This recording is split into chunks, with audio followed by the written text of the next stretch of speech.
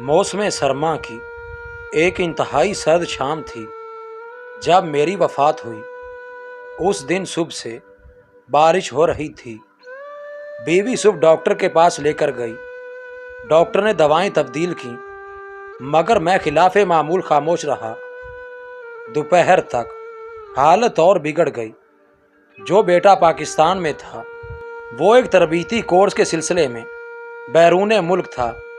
छोटी बेटी और उसका मियाँ दोनों यूनिसेफ के सर्वे के लिए कराची ड्यूटी पर थे। लाहौर वाली बेटी को मैंने फ़ोन ना करने दिया कि उसका मियाँ बेहद मसरूफ़ है और बच्चों की वजह से खुद उसका आना भी मुश्किल है। रहे दो लड़के जो बैरून मुल्क हैं, उन्हें परेशान करने की कोई तुक न थी। मैं और मेरी बीवी घर पर थे और एक मुलाजिम जो शाम ढले अपने घर चला जाता था। असर ढलने लगी तो मुझे महसूस हुआ कि निकाहत के मारे बात करना मुश्किल हो रहा है। मैंने अपनी पुरानी डायरी निकाली, बीवी को पास बिठाकर रुकूम की तफसील बताने लगा। जो मैंने वसूल करना थी और जो दूसरों को अदा करना थी। बीवी ने हल्का सा एहतजाज किया, ये तो आपकी पुरानी आदत है, ज़रा भी कुछ हो तो डायरी निकाल कर बैठ जाते हैं। मगर उसके एहतजाज में पहले वाला यकीन नहीं था। फिर सूरज गुरूब हो गया। तारीकी और सर्दी दोनों बढ़ने लगी। बीवी मेरे लिए सूप बनाने किचन में गई। उसकी गैर हाजिरी में मैंने चंद उखड़ी उखड़ी सांसें ली और मेरी ज़िंदगी का सूरज गुरूब हो गया। मुझे महसूस हो रहा था कि मैं आहिस्ता आहिस्ता अपने जिस्म से बाहर निकल रहा हूँ। फिर जैसे हवा में तैरने लगा और छत के करीब जा पहुँचा। बीवी सूप लेकर आई तो मैं देख रहा था। एक लम्हे के लिए उस पर सख्ता तारी हुआ और फिर दहाड़े मार कर रोने लगी। मैंने बोलने की कोशिश की। ये अजीब बात थी कि मैं सब कुछ देख रहा था मगर बोल नहीं सकता था। लाहौर वाली बेटी रात के पिछले पहर पहुंच गई थी। कराची से छोटी बेटी और मियाँ सुबह की पहली फ़्लाइट से पहुंच गए। तीनों बेटे बैरून मुल्क थे। वो जल्द से जल्द भी आते तो 2 दिन लग जाने थे। दूसरे दिन असर के बाद मेरी तदफीन कर दी गई। शायर, अदीब, सहाफ़ी, सिविल सर्वेंट सब की नुमाइंदगी अच्छी खासी थी। गांव से भी तकरीबन सभी लोग आ गए थे। ननियाल वाले गांव से मामूजाद भाई भी मौजूद थे। लहद में मेरे ऊपर जो सिलें रखी गई थीं, मट्टी उनसे गुजर कर अंदर आ गई थी। बाएं पाँव का अंगूठा जो अर्थराइट्स का शिकार था, मट्टी के बोझ से दर्द कर रहा था। फिर एक अजीब कैफियत तारी हो गई। शायद फरिश्ते आन पहुँचे थे। इसी कैफियत में सवालों जवाब का सेशन हुआ। ये कैफियत ख़त्म हुई। महसूस हो रहा था कि चंद ही लम्हे गुजरे हैं, मगर फरिश्तों ने बताया कि 5 बरस हो चुके हैं तुम्हें फौत हुए। फिर फरिश्तों ने एक अजीब पेशकश की, हम तुम्हें कुछ अरसे के लिए वापस भेज रहे हैं। तुम वहाँ दुनिया में किसी को नज़र नहीं आओगे। घूम फिर कर अपने प्यारों को देख लो। फिर अगर तुमने कहा तो तुम्हें दोबारा नॉर्मल ज़िंदगी दे देंगे, वरना वापस आ जाना। मैंने ये पेशकश गनीमत समझी और हाँ कर दी। फिर एक मदहोशी की हालत छा गई। आँख खुली तो मैं अपनी गली में खड़ा था। आहिस्ता आहिस्ता कदम उठाता अपने घर की जानिब चला। रास्ते में कर्नल साहब को देखा। घर से बाहर खड़े थे। इतने ज़्यादा बूढ़े लग रहे थे। ख्वाजा साहब बेगम के साथ वाह करने निकल रहे थे। अपने मकान के गेट पर पहुंचकर मैं ठटक गया। मेरे नाम की तख्ती गायब थी। पोरच में गाड़ी भी नहीं खड़ी थी। वफा से चंद हफ्ते पहले ताज़ा मॉडल की खरीदी थी। धचका सा लगा, गाड़ी कहाँ हो सकती है। बच्चों के पास वो अपनी अपनी गाड़ियाँ थी। तो फिर मेरी बीवी जो अब बेवा थी, क्या गाड़ी के बगैर थी। दरवाज़ा खुला था। मैं सबसे पहले सीढ़ियाँ चढ़कर ऊपर अपनी लाइब्रेरी में गया। ये क्या किताबें थी ना अलमारियाँ, राइटिंग टेबल, उसके साथ वाली महंगी कुर्सी, सोफ़ा। आला मरकज़ी मुलाजमत के दौरान जो शील्डें और यादगारें मुझे मिली थीं और अलमारियों के ऊपर सजा कर रखी हुई थीं, बेशुमार फ़ोटो एल्बम, कुछ भी तो वहाँ नहीं था मुझे फारसी की कीमती ईरान से छपी हुई किताबें याद आईं।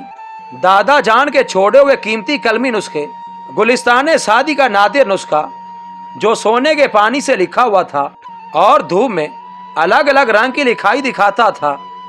दादा जान और वालिद साहब की जाती डायरियां सब गायब थीं। कमरा यूं लगता था गोदाम के तौर पर इस्तेमाल हो रहा था। सामने वाली पूरी दीवार पर जो तस्वीर 15,000 रुपए से लगवाई थी वो जगह जगह से फट चुकी थी। मैं पजमुर्दा होकर लाइब्रेरी से बाहर निकल आया। ये क्या, अचानक मुझे याद आया कि मैंने चकवाल से रंगीन पायों वाले सू से बुने हुए 4 पलंग मंगवा कर इस लाउंज में रखे थे। शायर बरादरी को ये बहुत पसंद आए थे। वो सब गायब थे। नीचे ग्राउंड फ्लोर पर आया। बीवी अकेली किचन में कुछ कर रही थी। मैंने उसे देखा। 5 वर्षों में इतनी तब्दील हो गई थी। मेरी आंखों में आंसू आ गए। कैसे पूछूं कि घुटनों के दर्द का क्या हाल है। एड़ियों में भी दर्द महसूस होता था। दवाएं बाकायदगी से मुयस्सर आ रही थी या नहीं। मैं उसके लिए बाकायदगी से फल लाता था। न जाने बच्चे क्या सुलूक कर रहे हैं, मगर मैं बोल सकता था, ना वो मुझे देख सकती थी। इतने में फोन की घंटी बजी। बीवी बहुत देर बातें करती रही। जो इस तवील गुफ्तगू से मैं समझा ये था कि बच्चे इस मकान को फरोख्त करना चाहते थे। माँ ने मुखालफत की कि वो कहाँ रहेगी। बच्चे बाजिद थे कि हमारे पास रहेंगी। मेरी बीवी को मेरी ये नसीहत याद थी कि डेरा अपना ही अच्छा होता है, मगर वो बच्चों की जिद के सामने इतिहार डाल रही थी। गाड़ी का मालूम हुआ कि बेची जा चुकी थी। बीवी ने खुद ही बेचने के लिए कहा था कि उसे एक छोटी ऑटो ही काफ़ी होगी। इतने में मुलाजिम लाउंज में दाखिल हुआ। ये नौजवान अब अधेड़ उम्र लग रहा था। मैं उसका लिबास देखकर ठटक गया। उसने मेरी कीमती ब्रांडेड कमीज जो हांगकांग से खरीदी थी पहनी हुई थी। नीचे वो पतलून थी जिसकी फैब्रिक मैंने इटली से खरीदी थी। अच्छा, तो मेरे बेशबहा मलबूसात मुलाजिमों में तकसीम हो चुके थे। मैं 1 साल लोगों की निगाहों से गायब रहकर सबको देखता रहा। एक एक बेटे बेटी के घर जाकर उनकी बातें सुनी। कभी कभार ही अब्बा मरहूम का यानी मेरा जिक्र आता, वो भी सरसरी सा। हाँ, ज़ैनब मेरी नवासी अक्सर नाना अब्बू का तस्करा करती। एक दिन माँ से कह रही थी, ये बांस की मेज कुर्सी नाना अब्बू लाए थे ना जब मैं छोटी सी थी, इसे फेंकना नहीं। माँ ने जवाब में कहा, जल्दी से कपड़े बदल कर खाना खाओ, फिर मुझे मेरी सहेली के घर ड्रॉप कर देना। मैं शायरों अदीबों के इतमाद और नशिस्तों में गया, कहीं अपना जिक्र न सुना। वो जो बात बात पर मुझे जदीद गजल का ट्रेंड सेटर कहा करते थे, जैसे भूल ही तो चुके थे। अब उनके मुलाजिमों ने मेरी किताबें भी अलमारी से हटा दी थी। एक चक्कर मैंने कब्रिस्तान का लगाया। मेरी कब्र का बुरा हाल था। घास उगी हुई थी, कुतबा परिंदों की बीठों से अटा था। साथ वाली कब्रों की हालत भी ज्यादा बेहतर न थी। 1 साल के जायजे के बाद मैं इस नतीजे पर पहुंचा कि मेरी मौत से दुनिया को कोई फर्क नहीं पड़ा था, जरा भर भी नहीं। बीवी याद कर लेती थी, ताहम बच्चे पोते नवासे पोतियां सब मुझे भूल चुके थे। अदबी हलकों के लिए मैं अब तारीख का हिस्सा बन चुका था। जिन बड़े बड़े महकमों और इदारों का मैं सरबराह रहा था, वहाँ नामों वाले पुराने बोर्ड हट चुके थे।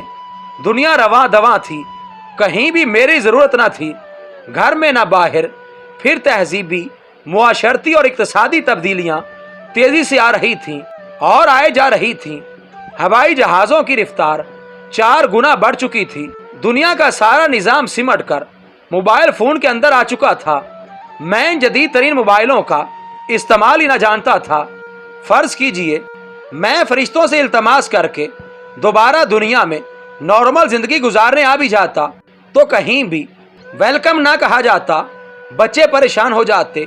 उनकी ज़िंदगियों के अपने मंसूबे और प्रोग्राम थे जिनमें मेरी गुंजाइश कहीं नहीं थी।